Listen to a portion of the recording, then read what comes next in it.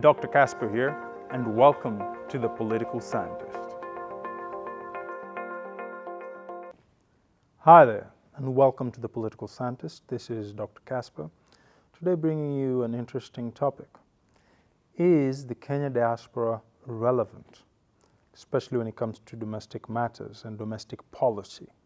And how can they gain a footing forward? And so that will be my discussion for the day. So a few things. Number one, currently, according to the Kenya Bureau of Statistics, there are about 3 million, over 3 million Kenyans in the diaspora. On top of that, the Kenyan diaspora, through remittances, contributes about, but over $3 billion annually. So this is a significant number of people, and this is a group that is contributing significantly to the nation as a whole.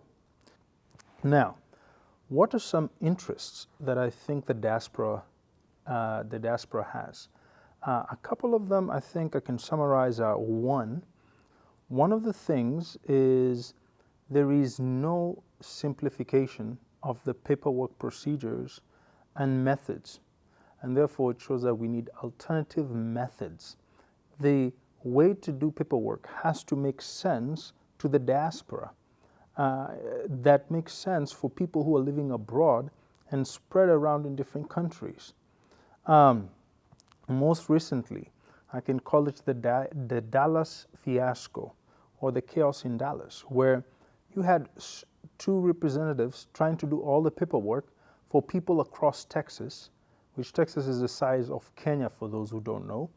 States like Alabama, Mississippi, and so many other states, people are trying to come and get their paperwork done, because two officials, I think, or so had come from the embassy in DC.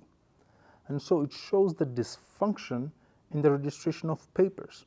It shows that we're using archaic methods, and we need to create policies that make sense, that can simplify this process. And the question is, well, if the problem is we don't have the funding or the ability to increase places of service, then maybe we need to use technology. Whether it's technology through certified mail or secure online portals.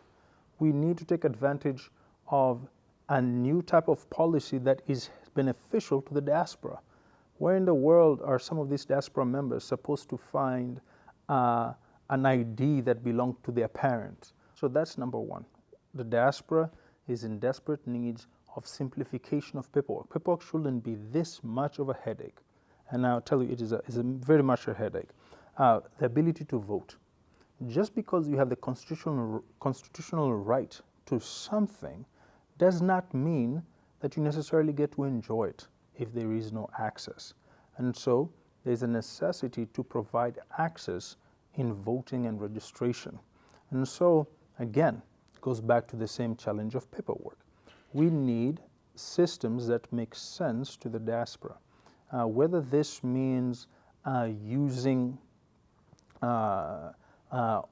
secure online portals or mail-in registration. Many countries in the world allow for mail-in registrations and mail-in votes. And so the diaspora also needs to enjoy this right, but this cannot be done without changing the law. So both things I've talked about, need changes in law and policy. The last thing is investments. The diaspora is a missed engine of investment. And so clearly we need greater trust in public-private partnerships for the diaspora and the government. Okay? Now, how can this happen and how can this take place? That is the next thing that I want to talk about. I don't think this process that can benefit the diaspora can be government-driven or domestic-driven. Okay? I really think the diaspora needs to do three things. Number one, they need to self-organize around selfless and biased leadership.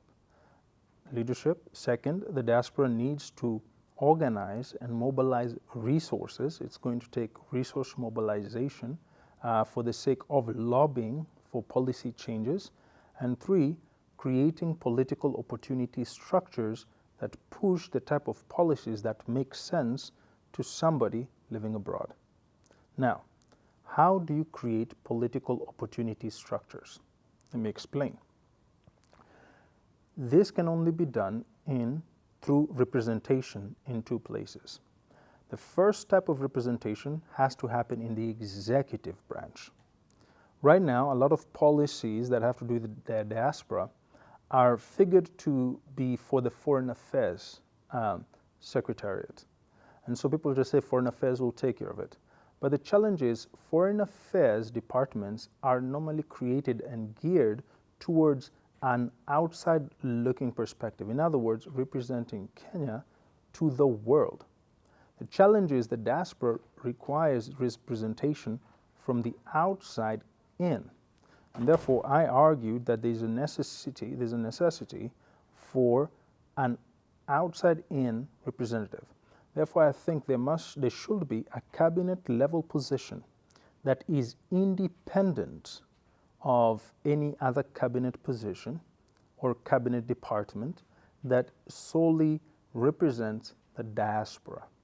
Whether this is a cabinet level per individual or at a certain level, but they must be independent because they have to represent diaspora policy from the diaspora and keep it alive in the executive's desk.